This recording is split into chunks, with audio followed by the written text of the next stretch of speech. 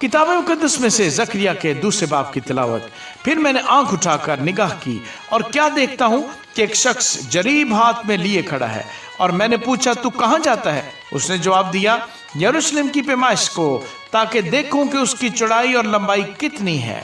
और देखो वो फरिश्ता जो मुझसे गुफ्तगू करता था रवाना हुआ, और दूसरा फरिश्ता उसके पास आया और उससे कहा दौड़ और इस जवान से कह कि यरूशलेम इंसान और हैवान की कसरत के बायस बेफसील बस्तियों की मानद आबाद होगा, क्योंकि खुदावंद फरमाता है मैं उसके लिए चारों तरफ आतशी दीवार होऊंगा और उसके अंदर उसकी शौकत। सुनो, खुदावंद फरमाता है शिमाल की सरजमीन से, जहां तुम आसमान की चारों हवाओं की मानद परागंदा किए गए, निकल भागो।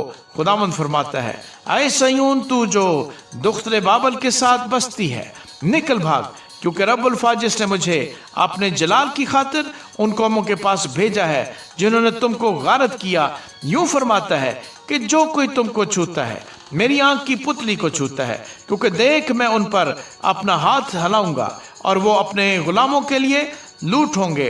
तब तुम जानोगे कि रब्बुल फाज ने मुझे भेजा है। आए दुख्तरे सयून तू गा और खुशी कर, क्योंकि देख मैं आकर तेरे अंदर सुकूनत करूंगा।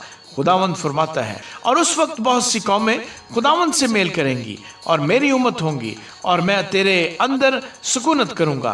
तब तू जानेगी कि रब्बुल फाज ने मुझे तेरे पास भेजा है। और खुदावंद यहूदा को मुल्क मुकद्दस में अपनी मिरास का बकरा ठहराएगा और यरूशलेम को कबूल फरमाएगा। ऐ बनी आदम, खुदावंद के हजूर खामोश रहो, क्योंकि वो अपने मुकद्दस मस्कन से उठा है। आमीन।